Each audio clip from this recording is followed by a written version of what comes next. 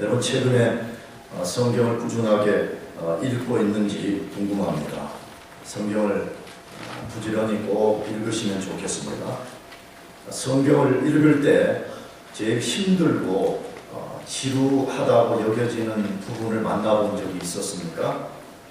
혹시 있었다면 그곳이 어디였습니까? 아마 사람들의 이름을 길게 나열해 놓은 족보 부분이 아니었을까 생각합니다.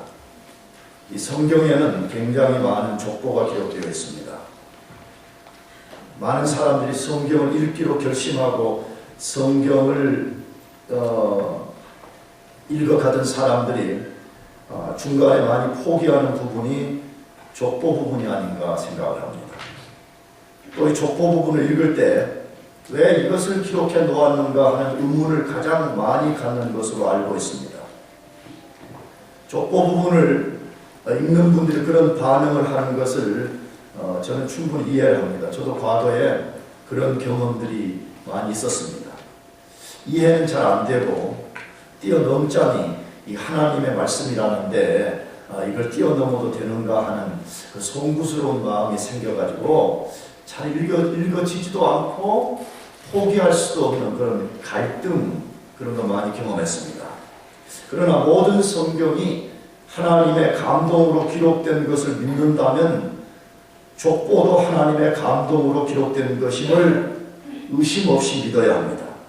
하나님께서 족보를 통해 우리에게 영적 교훈을 전달하시려고 기록한 것임을 확신해야 됩니다. 그렇다면 족보 속에 하나님의 큰 뜻이 들어있음을 믿고 우리가 주의 깊게 읽는 것이 필요합니다.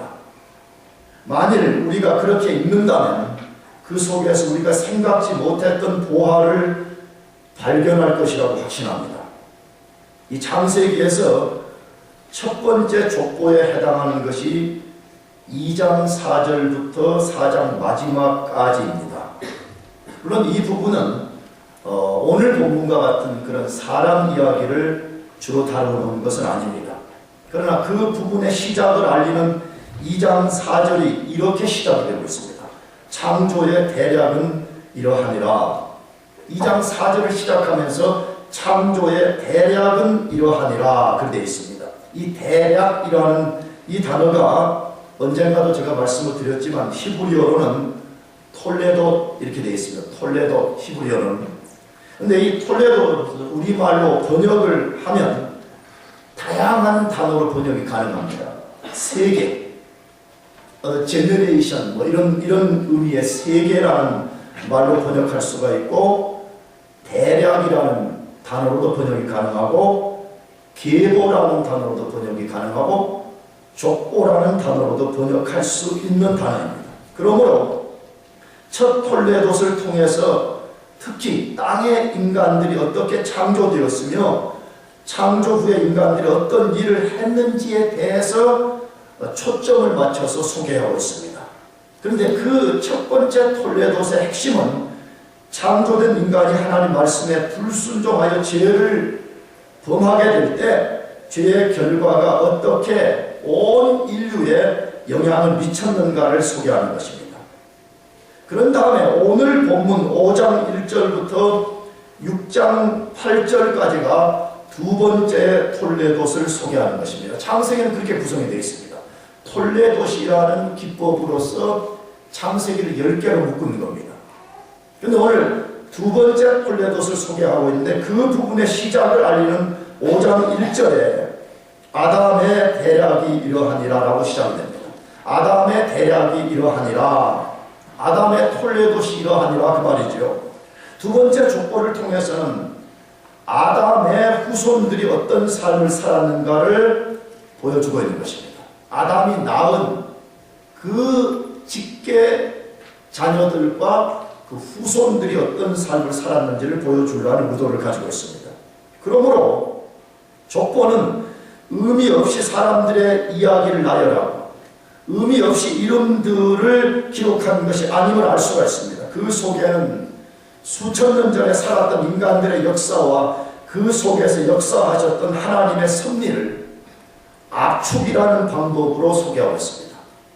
제가 금요일날 대학교 설교하면서 하나님은 압축의 대왕이라 그렇게 말씀드렸습니다. 정말 하나님이 하시는 일을 보면 놀랍습니다. 어떻게 그런 우주의 이야기를 창세기 한 장에다가 압축해서 기록할 수 있냐는 거예요. 굉장히 어렵습니다.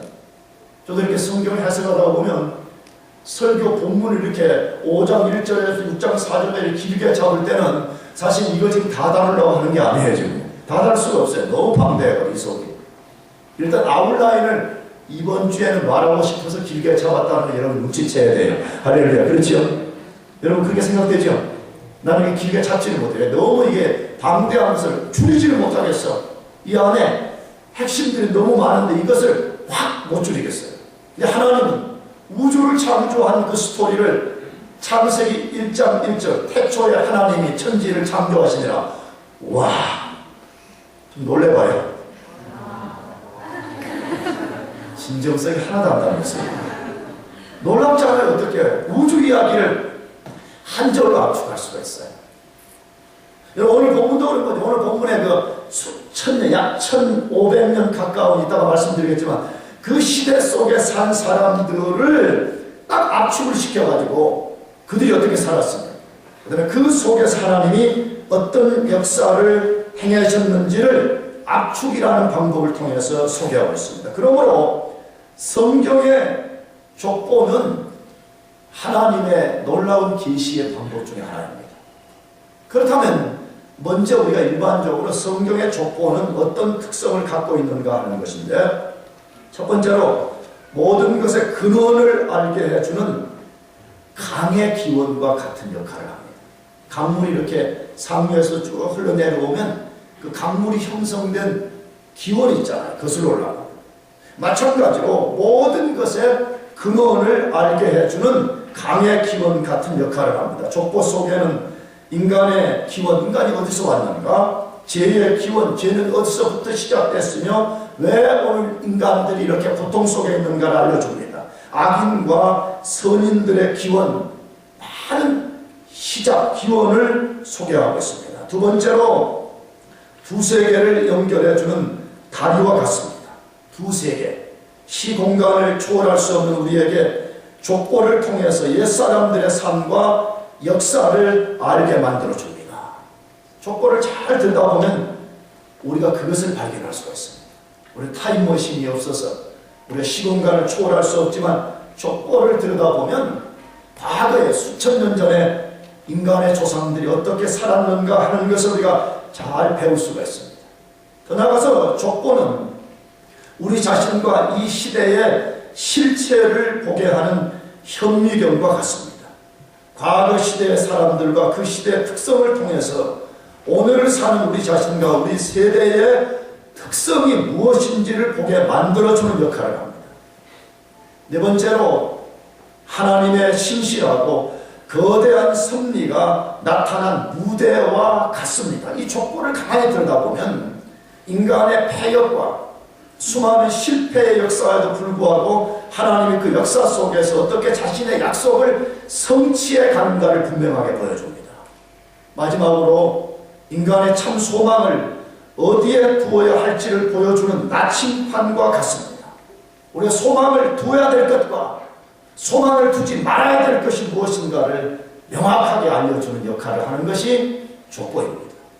그렇다면 오늘 본문의 족보는 무엇을 보여줄까 하는 것입니다. 우리가 읽은 5장 1절부터 마지막 절까지에 나오는 족보는 무엇을 보여주는 역할을 할까 하는 것입니다.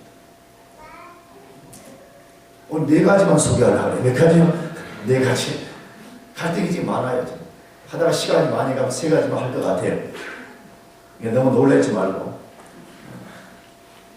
그래서 제가 이 본문을 공부하면서 5가지를 발견했는데 하나 줄였어요. 그래서 4가지만 하기로 했어요. 그런데 그래도 오늘 새생명 수료 간증자들 하고 하면 시간 많이 걸릴 텐데 빨리 가서 칠면조 비슷한 거 먹어야 되는데 갈등이 많이 지금 여전히 갈등하고 왔어요. 성령님의 인도 따라 하려고 해요.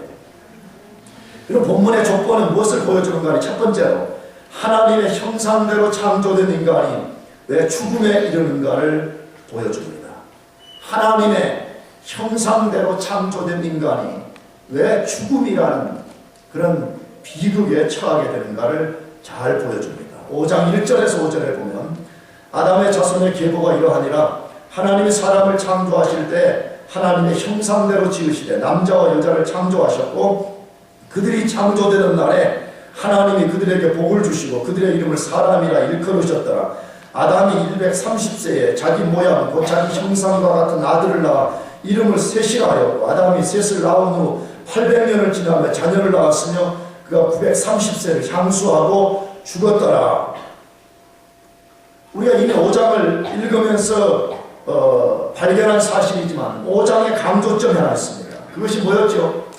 누가 누구를 낳고 죽었다라는 반복입니다. 아담부터 노아 시대까지의 역사가 한편에서는 죽음의 역사였다는 것을 소개하고 있습니다. 오늘 본문에 보게 되는 인간이 하나님의 형상으로 창조되었다는 것을 다시 한 번 더 서머라이즈하고 있습니다. 그렇다면 왜 하나님의 형상대로 지음받고도 죽는 존재가 되었습니까? 인간이 하나님의 형상대로 지음받았다는 말 속에는 영생할 수 있는 존재로 지음받았다는 뜻이기도 하기 때문에 그렇습니다. 왜 인간이 지음을 받았을 때 심지어 하나님으로부터 복을 받았다고 이 본문에 기록되어 있습니다. 하나님 인간을 자기 형상대로 창조하셨을 뿐 아니라 그 인간들에게 복을 주셨다라고 말씀하고 있습니다. 왜 그렇게 지음받은 인간이 필연적으로 죽음에 이르는 존재가 되었는가 하는 것입니다. 여러분 이것을 잘 생각해야 됩니다. 우리 그리스도인들은 죽음을 친구처럼 잘 사귀어야 됩니다. 근데 교회 다니는 젊은이들, 특별히 우리 교회 젊은이 정도들 보면요, 안 죽을 것처럼 생각합니다. 내가 지금 이렇게 팔팔하게 사는데 왜 자꾸 교회가 죽음을 이야기하냐 이렇게 말. 여러분들 인간이 피할 수 없는 필연적 사실, 아남케 운명 하나가 뭐죠? 그것은 죽음입니다. 인정합니까? 아무도 피할 수가 없습니다. 모든 사람이 반드시 이 죽음이라는 친구를 언젠가 불현듯하게 만나게 될 것입니다.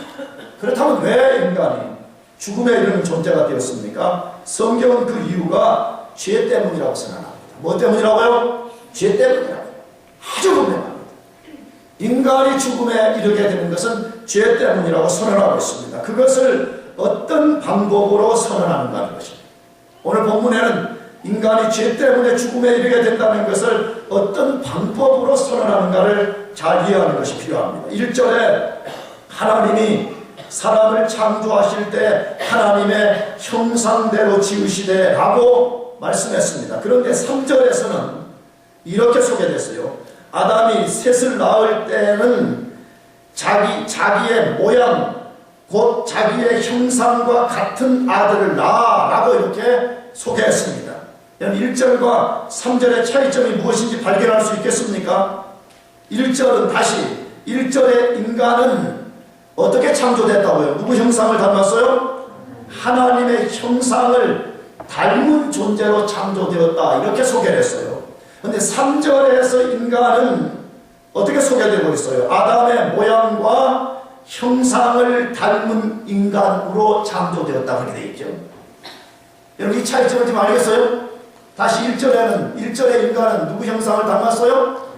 하나님의 형상을 닮았어요. 3절에 아담이 낳은 아들은 하나님의 형상이 아니라 정확하게 말하면 누구 형상을 닮은 거예요? 아담의 형상을 닮았더라 그렇게 말씀하고 있는 것이죠. 왜 1절의 인간과 3절의 인간을 다르게 지금 소개하는 것이에요? 방금 제가 말씀드린 뭘 말하려는 것 때문이라고요? 죄를 말씀하고 싶은 것입니다. 아담이 죄를 범하기 전에 인간은 하나님의 형상을 닮은 완전한 인간이었습니다. 범죄 이전의 인간은 하나님의 형상을 닮은 완전한 인간이었습니다. 그러나 죄를 범한 후에 인간은 더 이상 그런 존재가 아님을 암시하고 있습니다. 이제는 인간은 하나님의 형상을 완전히 닮은 그런 존재가 아니라 이제는 범죄한 인간의 조상인 아담의 형상, 아담의 모양을 전수받고 그를 닮은 존재라는 것을 성경이 암시하고 있습니다. 물론 어떤 해석자들은 이 본문을 죄에도 불구하고 인간이 여전히 하나님의 형상을 가지고 있음을 암시하는 것이라고 해석을 합니다. 이 본문은 인간이 왜곡된 형상을 갖고 있다는 데 초점이 아니라 죄에도 불구하고 하나님이 여전히 인간 속에 하나님의 형상을 두셨다 하는 그것을 강조하는 말씀이라고 해석을 합니다. 그러나 5장 전체가 죽음에 이르는 인간을 강조하고 있기 때문에 성경의 저자가 왜 인간이 죽음에 이르게 되었는가를 암시하는 쪽으로 우리도 해석을 해야만이 해석이 옳다고 저는 생각합니다. 왜 성경은 인간이 죽음에 이르는 존재이며 그 이유가 죄 때문이라고 선언하는 것입니까? 왜 성경은 자꾸 인간이 듣기 싫어하는, 인간이 불편하게 여기는 이 죄라는 문제를 계속 반복해서 말씀하는다는 것입니다. 무엇 때문에? 여러분 잘 생각해 봤어요? 일단 교회 오면 내가 자주 말씀드린 대로 우리 다 괜찮은 사람들이다. 우리 조금만 애를 쓰면 조금 망가진 부분이 고침을 받아서 굉장히 좋은 사람으로 살 수 있다. 이런 복음을 전하면 좋을 것인데 왜 자꾸 죄 이것을 말하냐는 것입니다. 첫째로는 성경이 그렇게 말하기 때문에 그렇습니다.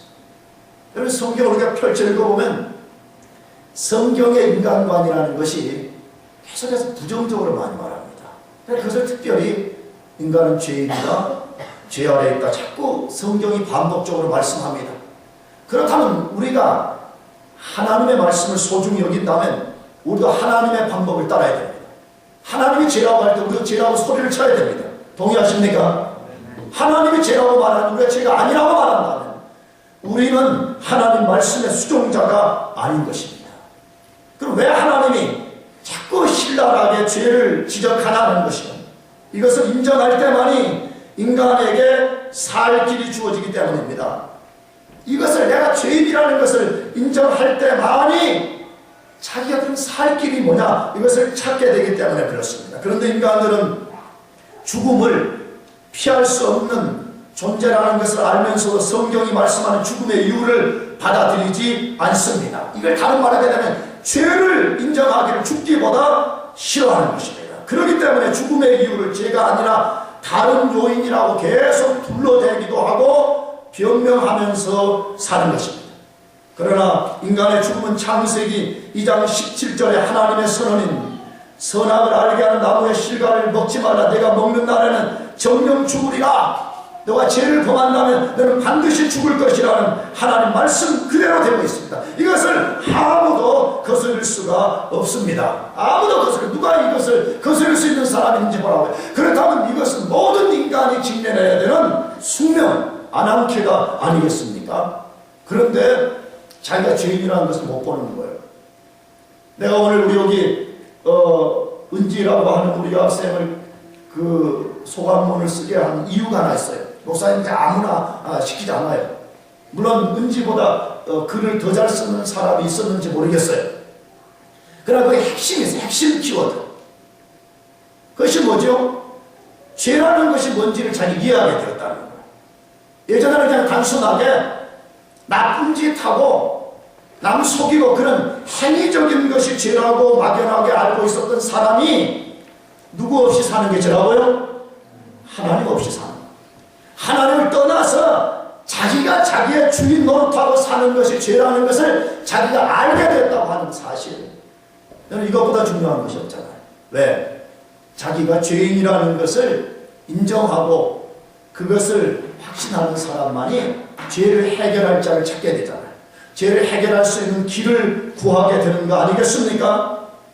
성경은 인간의 죄와 운명에 대해서 신랄하게 말씀하고 있습니다. 창세기에서뿐만 아니라 복음을 장엄하게 소개하는 로마서에서도 그렇게 말씀하고 있습니다. 로마서는 굿뉴스, 유앙겔리온이 무엇인가를 가장 장엄하게 소개하는 성경인데 그 복음의 본질을 말씀하기 전에 약 3장에 걸쳐서 죄 아래 있는 인간을 고발합니다.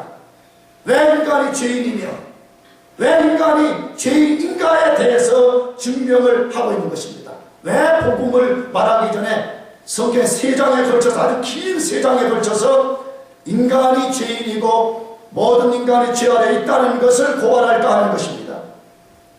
인간이 자신의 실상을 정확하게 볼 때만이 자신을 죄에서 구원하시는 예수 그리스도에게로 돌아갈 수 있기 때문에 그렇습니다.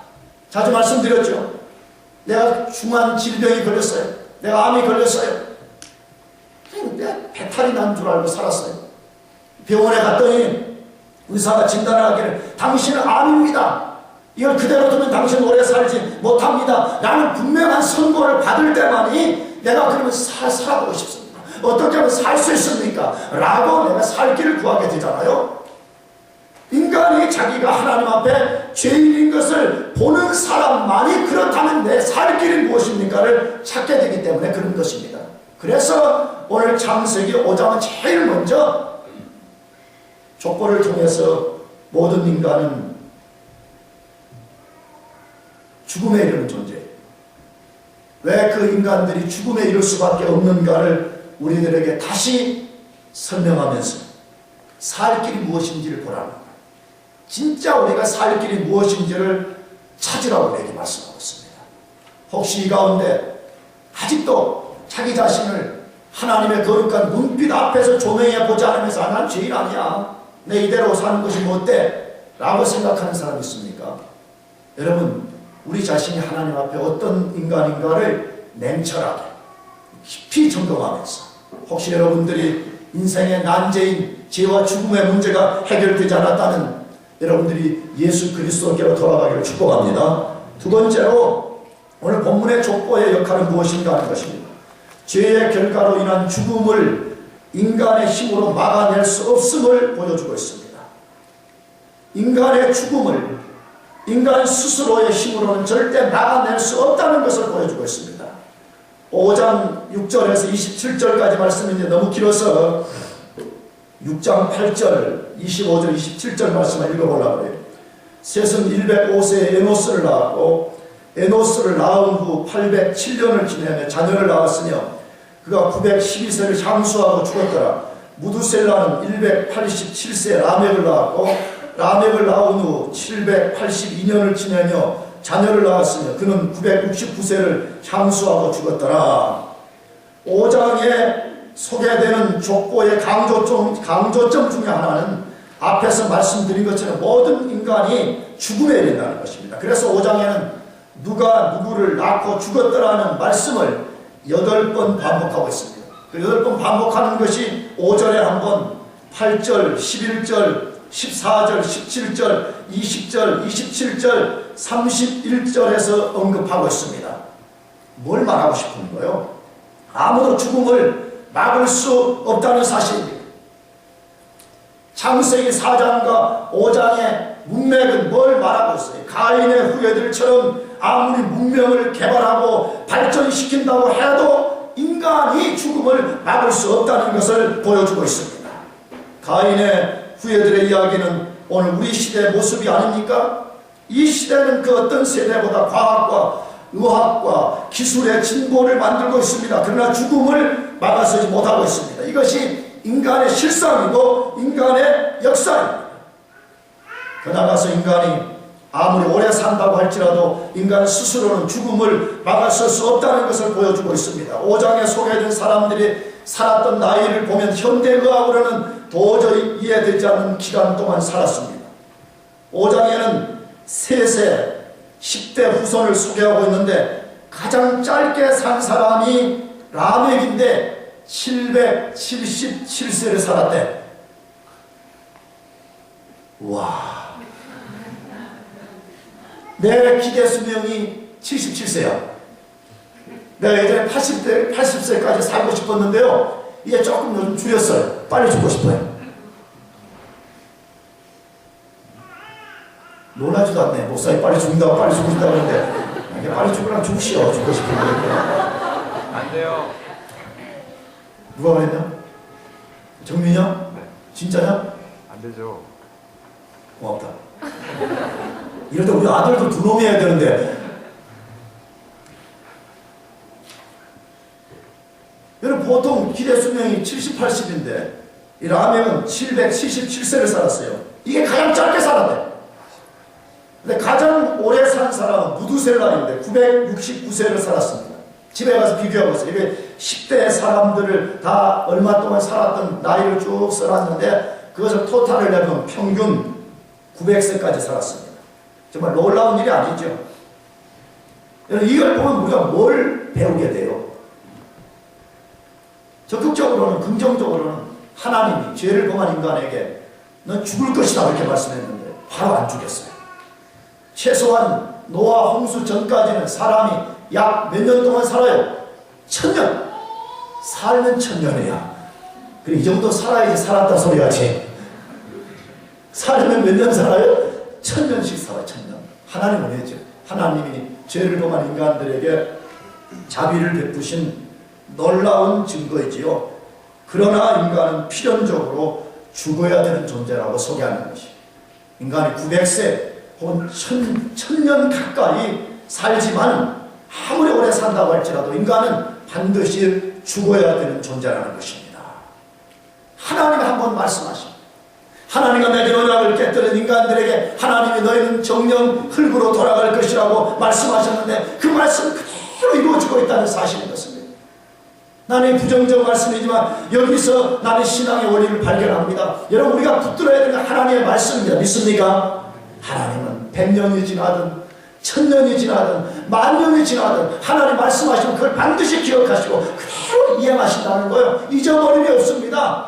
하나님 깜빡하는 거 없습니다. 하나님은 시간에 개의치 않고 공간에 개의치 않고 하나님이 약속하신 것, 하나님 말씀하신 것 그대로 이루신다고 우리들에게 보여주고 있지 않습니까? 오늘날 사람들이 한 살이라도 더 살아보고 더 살게 해보려고 온갖 노력을 하고 있습니다. 그것이 잘못되었다고 생각하지 않습니다. 인간 수명을 조금이라도 늘려보려고 애쓰는 것 잘못됐다고 생각하지 않습니다. 그러나 더 중요한 사실이 있다는 것을 잊어버리고 살고 있습니다. 인간들에게는 인간 수명을 한 살 더 늘리는 것보다 더 중요한 것인데 그것은 모든 인간이 죽음에 이르는 존재라는 것을 깨닫고 죽음에 직면하고 난 이후에 일들을 준비하는 지혜를 가져야 되는 것입니다. 그것은 안 가집니다. 그것이 어떻게 보면 인간의 어리석음이에요. 피할 수 없는 죽음, 아무도 피할 수 없는 죽음이 우리 앞에 닥쳐오면서 죽음을 극복하려고 한 사람 늘리는 게는 온 인류가 힘을 쏟으면서도 그 죽음을 선언하시고 죽음 이후에 모든 인간이 맞닥뜨려야 되는 하나님을 만나는 그 일에 대해서는 준비하지 않고 사는 것을 보면 얼마나 어리석은지 모릅니다. 인간은 하나님의 방법이 아니면 죽음을 극복할 수 없다는 것을 배워야 됩니다. 이 창세기 5장에는 죽음의 퍼레이드가 펼쳐집니다. 계속 누가 누구를 낳고 죽었더라 죽었더라 라는 죽음의 퍼레이드입니다. 그런데 갑자기 24절에서 이런 말씀이 기록되어 있습니다. 에녹이 하나님과 동행하더니 하나님이 그를 데려가심으로 세상에 있지 아니하였더라. 갑자기 죽는다 계속 그렇게 하다가 죽지 않은 사람이 있었더라 이렇게 말해요. 돌출기법이죠. 계속 죽는다고 말하다가 죽지 않는 자가 있다. 뭘 말하고 싶은 거예요? 인간 자체 안에는 죽음을 극복할 길이 없다는 거예요. 인간은 인간 자체 안에서는 죽음 외에는 다른 것을 기대할 것이 없다는 거예요. 그러나 하나님 안에 죽지 않는 비밀이 있다는 거예요. 믿습니까? 하나님 안에 죽지 않고 사는 비밀이 있다는 것을 우리들에게 선언하라는 것입니다. 이러한 예를 또 하나 들었죠. 그것이 열왕기하 2장을 보면 엘리야라는 선지자가 죽음을 보지 않고 하늘로 들려 올라갔다 그렇게 선언하고 있습니다. 여러분, 성경에 죽음을 보지 않고 하늘로 올라간 사람이 두 사람이 지금 다른 에녹과 엘리야입니다. 왜 이것을 성경에 보여주는 거예요? 여러분, 이것은 굉장히 묵상할 것이 많지요. 왜냐하면 자꾸 우리는 천국이 없다, 뭐 어쩐다 저쩐다 그러는데, 여러분, 성경이 사실이라면 그 사람들이 죽음을 보지 않고 들려 올라갔다는 것은 또 달나라에 갔나? 화성에 갔나? 천국에 간 겁니다. 믿습니까? 천국이 있음을 믿으시기 바랍니다. 천국이 우리가 보는 이 세상보다 더 분명하게 존재하는 세계인데 왜 그렇죠? 이 세상은 천국이라는 실체에서 나온 것이기 때문에 그런 것이에요. 세상은 일종의 천국의 그림자인 것입니다. 그런데 그림자가 천국인 줄 알고 맨날 거기만 목을 메고 사는 사람은 어리석은 사람인 것이에요. 에녹과 엘리야를 하나님이 죽음을 보지 않고 들고 올라가게 한 속에는 뭐가 있습니까? 예수님 재림날에 예수님을 믿어 구원받는 모든 사람은 데살로니가 후서 3장의 말씀과 같이 그날에 모두가 공중에 들고 올라가서 예수 그리스도를 영접하고 천국에 들어갈 것이라고 말씀하는 걸 보여주는 거야. 이거는 그냥 하나님이 되지도 않는 이야기를 괜히 한 소리가 아니라 인류 역사를 보라요. 에녹이 하늘로 들고 올라가고 엘리야가 하늘로 올라간 것처럼 예수를 믿어 예수 안에 있는 사람들은 마지막에 그렇게 들려 올라갈 것이라는 것을 보여주는 것입니다. 더 나아가서 이 사건은 하나님 안에만 죽지 않음이 있다는 것을 보여주려는 하나님의 가시적인 데몬스트레이션이에요. 너 인간 안에는 절대 죽음을 극복할 길이 없다는 거예요. 보세요. 인간은 지금 인류 역사가 정확히 얼마인지 모르지만 수천 년의 기간을 지나오면서 죽음을 극복해 보려고 온갖 방법으로 도전했지만 죽음을 극복할 수 없습니다. 하나님이 선언했기 때문입니다. 그러므로 인간의 난제인 죽음을 극복하는 길은 하나님 안에만 그 비결이 있다는 것입니다. 하나님께만 그 길이 있다는 것입니다. 그렇다면 하나님 안에 있는 길이 무엇이에요? 요한복음 읽어보게 되면 하나님이 영생, 이터널 라이프를 그의 아들 예수에게 주셨고 그 예수 그리스도를 자신의 세이비어로 받아들인 사람 속에는 죽음을 이기는 영생이 들어온다라고 말씀하고 있습니다. 그런 다음에 요한복음의 핵심이 뭐예요? 너희가 그 영원한 생명을 가지신 예수 그리스도를 너희들이 믿으라는 거예요. 너희들이 예수 그리스도가 너희의 주가 되고 예수 그리스도가 너희의 왕됨을 인정하고 그분을 주와 왕으로 받아들이라는 거예요. 그런 사람은 영원한 생명을 얻게 된다는 거예요. 할렐루야. 그런 사람은 죽음을 두려워하지 않게 돼요. 육체적 죽음. 왜? 우리가 육체적으로 죽는 순간에 즉각 천국으로 들어갈 것이고 우리 육체가 그리스도 재림날에 다시 부활되어서 천국에 간 우리 영과 하나가 되어서 영원히 하나님과 사는 것을 믿기 때문에 두려워하지 않는 것이에요. 그래서 바울과 같이 빌립보서에서 뭐라고 말했어요? 내가 두 사이에 끼어있다. 천국과 이 세상 사이에 내가 끼어있는데 나는 할 수만 있다. 빨리 천국에 가고 싶다. 다만 너희 때문에 내가 여기 나와서 복음을 전하고 내가 너희들을 신앙적으로 양육하고 싶다 그렇게 말하는 거 아니에요? 나는 진짜 예수 믿어서 구원받은 사람들 속에는 그게 있다고 나는 믿는 사람이에요. 왜? 이 세상에 우리를 만족시킬 것이 아무것도 없습니다. 여러분 정말 그것을 동의하십니까? 아니면 여전히 아닙니다 목사님. 이 세상이 우리를 만족시키는 것이 얼마나 많은데요. 나만 사람이 예수가 뭔지 모르는 사람이야. 그 사람이 구원이 뭔지 모르는 사람이야. 천국이 뭔지 모르는 사람이야. 하나님 안에 있는 그 영원한 우리를 만족시키는 것이 무엇인지를 모르는 사람이에요. 여러분 예수 믿는 모든 사람들의 특성 중에 하나는 세상에서 아무리 좋은 것을 우리가 얻어도 만족이 없다는 거예요. 왜? 진정한 만족인 하나님과 천국이 우리 속에 완전히 아직 도래하지 않았기 때문에 만족할 수가 없는 거예요. 그런 사람은 늘 천국을 소원하는 것이에요. 죽음을 극복하고 살 수 있도록 하나님이 나에게 영생을 주시고 그 영생으로 인해서 영원히 사는 길을 주신 것을 믿기 때문에 천국을 소망하고 살게 되는 거예요. 여러분 죽음은 극복하는 유일한 길은 하나님 안에 비밀이 있음을 믿으시길 바랍니다. 세 번째로 오늘 이 본문의 족보가 무엇을 보여줘요? 경건한 자들이 불경건한 자들의 영향을 피해야 하는 이유를 보여줍니다. 왜 경건한 그리스도인들이 경건한 성도들과만 교제해야 되는가를 아주 잘 보여주고 있습니다. 5장 30절에서 6장 3절에 라멕이 노아를 낳은 후 995년을 지내며 자녀를 낳았으며 그는 777세를 향수하고 죽었더라. 노아가 500세 된 후에 셈과 함과 야벳을 낳았더라. 사람이 땅 위에 번성하기 시작할 때에 그들에게서 딸들이 나니 하나님의 아들들이 사람의 딸들의 아름다움을 보고 자기들의 좋아하는 모든 자로 아내를 삼는지라. 여호와께서 가라사대 나의 신이 영원히 사람과 함께하지 아니하리니 이는 그들이 육체가 됨이라. 그러나 그들의 날은 120년이 되리라 하시니라. 방금 지금 이 말씀은 무엇을 말씀하려고 이렇게 긴 이야기를 5장에서 6장으로 연결시켰을까요? 5장의 긴 족보의 스토리가 어디까지 영향을 미치는지를 보여주려는 것 때문에 그렇습니다. 어디까지 영향을 미치고 있어요?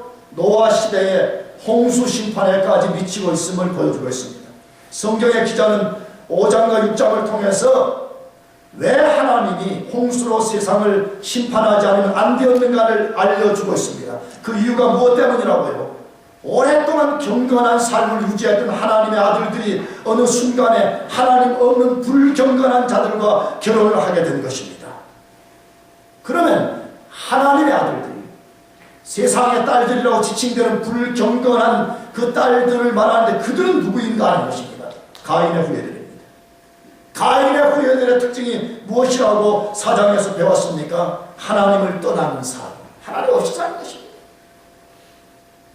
죄는 하나님 없이 사는 것입니다. 하나님 없이 부자 되는 것, 하나님 없이 형통한 것, 하나님 없이 프로모션 되는 것, 그걸 부러워하지 말아야 됩니다. 믿습니까? 그걸 부러워하는 사람은 그리스도인이 아니에요. 하나님 없이 사는 것처럼 비참한 게 어디에 있어요? 제가 말씀드렸잖아요. 하나님 없이 사는 것은 이 나무가, 이 뿌리가 땅에다가 뿌리를 받고 살아야 되는 것인데 뿌리가 뽑힌 거하고 똑같은 거예요. 일시적으로는 잘 돼 보일 수 있지. 일시적으로는 굉장한 열매를 맺을 것처럼 보이지만 점점점 시간이 지나가면 뿌리가 뽑힌 나무는 말라 죽는 것처럼 반드시 그 사람은 형통치 못하게 되어 있습니다. 성경이 그렇게 말해요. 의인은 결단코 잘 될 것이다. 악인은 반드시 망할 것이라고 하나님이 말씀하고 있어요. 하나님 떠나 사는 것이 죄요 하나님 떠나 사는 것이 악이 됩니다. 그들은 악을 일삼았고 악을 칭송하는 자들이었습니다. 나가서 그들은 하나님의 이름을 부르지 않은 자들이었습니다. 지난주에 하나님의 이름을 부른다는 개념이 뭐였어요? 내가 유한한 존재이고 내가 피조물이기 때문에 나는 무한하고 전능하신 유한하신 하나님 그분을 의지하고 산다는 개념 아니었어요. 하나님 필요 없다는 거죠. 내 지혜로 산다는 거예요. 내 능력으로 산다는 것이에요. 그러나 그런 사람들은 언젠가 그것이 옳지 않았다는 것을 깨닫는 날이 오게 될 것입니다.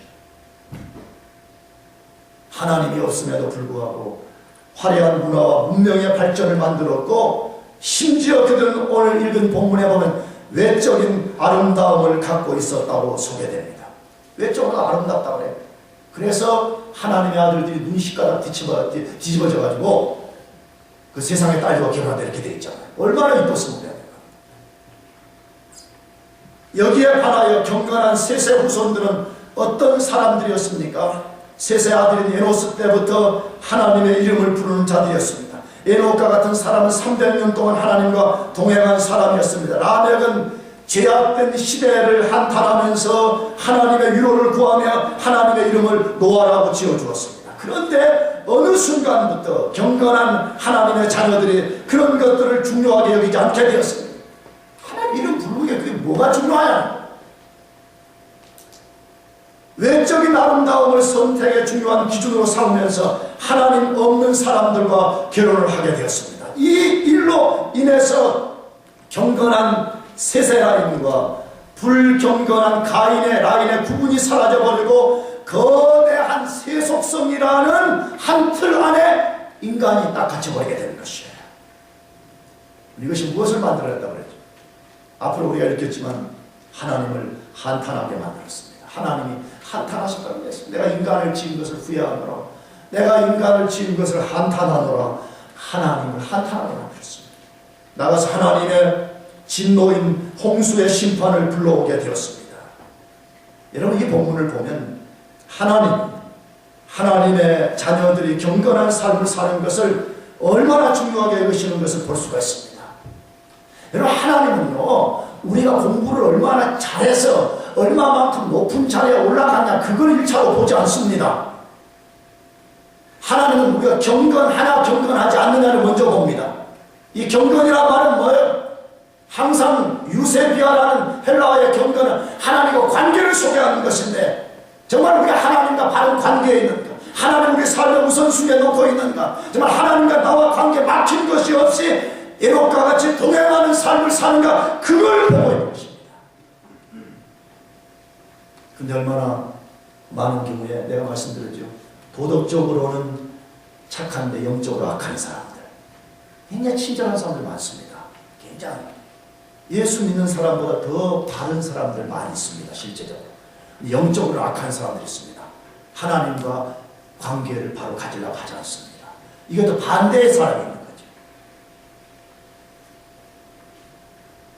영적으로는 좋은데 도덕적으로 엉망인 사람들이 있습니다. 우리 그리스도인들은 둘 다 좋아야 됩니다. 믿습니까? 우리가 경건할 뿐만 아니라 우리가 도덕적인 사람이 되어야 되는 것이에요. 하나님의 무엇을 중요시 여기는가? 우리가 이것을 늘 염두에 둬야죠. 여러분 정말 잘 생각해봐요. 진짜 나는 하나님의 이름을 부르고 살고 어떠한 유혹과 어떠한 흔들림 속에서도 난 하나님만을 나의 유일한 안전의 근원으로 삼을 것인가? 아니면